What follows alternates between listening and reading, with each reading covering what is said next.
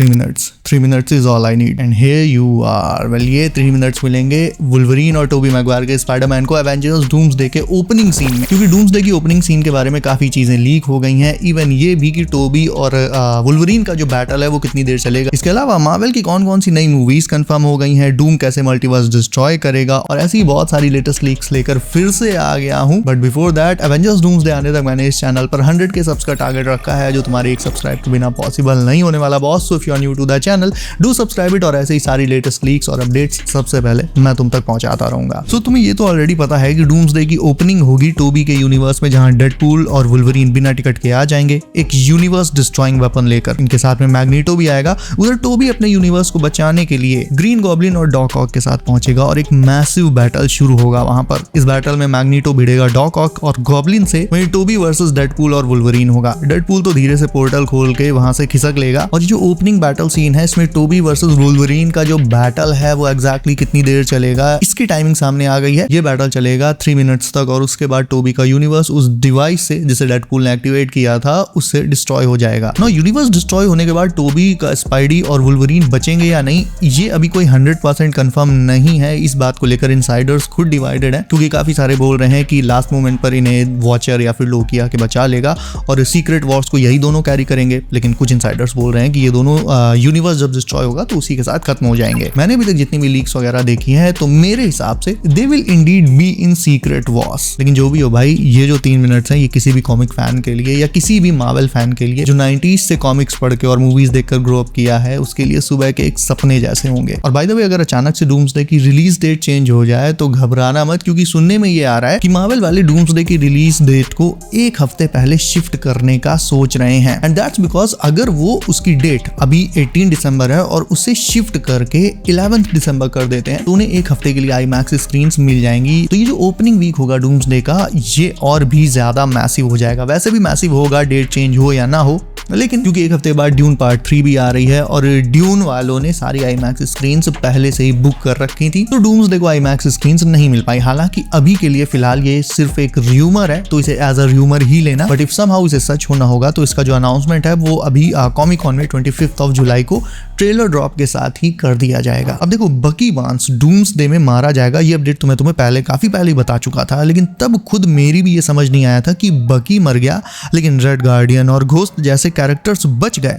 ऐसा कैसे? उसका जवाब मुझे मिल गया है और ये तुम्हें एक्चुअल में थोड़ा सा अजीब लगेगा इन दी स्टार्टिंग, बट जब मैं तुम्हें इसके पीछे का रीजन बताऊंगा तो it will make total sense. तो अपडेट ये है कि बकी बार्न्स डूम्सडे में टोनी की डॉटर मॉर्गन और पेपर पॉट्स इनको बचाते हुए मारा जाएगा। तुम सोचोगे कि ये वहां कैसे पहुंच गया, तो याद करो सिविल वॉर में हमने देखा था कि टोनी के पेरेंट्स को मारने वाला भी बकी बार्न्स ही था। ऑल्दो उस टाइम वो विंटर सोल्जर प्रोग्राम के इफेक्ट के अंडर था, उसका खुद के दिमाग पर कोई काबू नहीं था, उसे प्रोग्राम के थ्रू कंट्रोल किया जा रहा था, लेकिन स्टिल मारने वाले जो हाथ थे वो उसी के थे। बकी ने सिविल वॉर में कहा भी था कि उसे हर उस इंसान का चेहरा याद है जिसे उसने विंटर सोल्जर प्रोग्राम के अंडर में मारा है। तो कहीं ना कहीं बैकग्राउंड में बकी के मन में अभी भी इन सारी चीजों को लेकर गिल्ट होगा जो उसने पहले किए, भले ही वो अपने काबू में नहीं था लेकिन अंदर ही अंदर उसे ये सारी चीजें परेशान करती होंगी।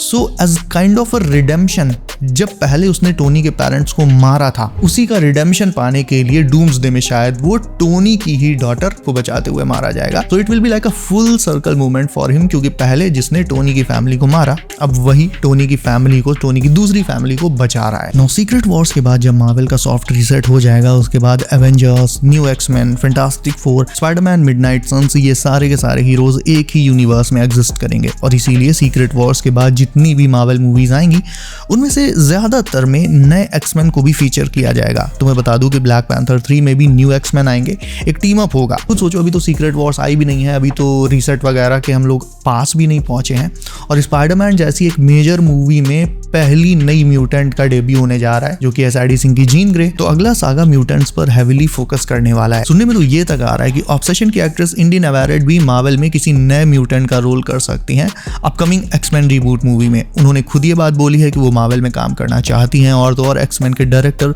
जेक श्रायर से मिली भी हैं रिसेंटली और जेक श्रायर ही वो डायरेक्टर हैं जो एक्समैन रिबूट मूवी बना रहे हैं। तो भाई खुद डॉट्स को कनेक्ट कर लो। इसके अलावा तुम्हें बता दूं, डूम्सडे में डॉक्टर डूम मल्टीपल मास्क पहनेगा, ना सिर्फ मल्टीपल मास्क बल्कि मल्टीपल सूट्स होंगे उसके। शुरुआत वो करेगा फैंटास्टिक फोर फर्स्ट स्टेप्स के पोस्ट क्रेडिट वाले इस सूट से और इस मास्क से। उसके बाद धीरे धीरे जैसे टोनी अपने सूट्स को अपग्रेड करता जाता था, कुछ उसी तरह से डूम भी अपने सूट्स को धीरे धीरे मूवी में अपग्रेड करेगा। तो मूवी में वो 2 से 3 सूट्स पहनने वाला है और उसका जो फाइनल सूट होगा वो सेम वैसा ही होगा जैसा कि अभी हमने रिसेंट के कुछ प्रोमोज वगैरह में देख रखा है। इसके अलावा डूम के साथ जो कवन ऑफ विचेस होंगी वो पर्पल रोब के साथ गोल्डन मास्क लगाएंगी। एक बहुत बड़ा हल्क जैसा भी फिगर होगा, वो भी मास्क लगाता होगा, और एक विजर्ड होगा, ये विजर्ड भी मास्क लगाता होगा और एक स्लिंग रिंग पहनता होगा फिंगर्स में। मेरे कहने का मतलब ये है कि डूम के जितने भी फॉलोअर्स हैं मूवी में, ज्यादातर उन सब की पावर्स जो है वो मैजिक ओरिएंटेड रहेंगी और सारे के सारे डॉक्टर डूम की स्टाइल में मास्क पहनते होंगे। लेकिन जैसा कि मैंने तुमने बताया कि उसकी जो कवन ऑफ विचेस होंगी वो भी पर्पल रोब्स पहनती होंगी। और याद करो, मल्टीवर्स ऑफ मैडनेस के पोस्ट क्रेडिट सीन में क्लिया किस कलर का रोब पहनी थी?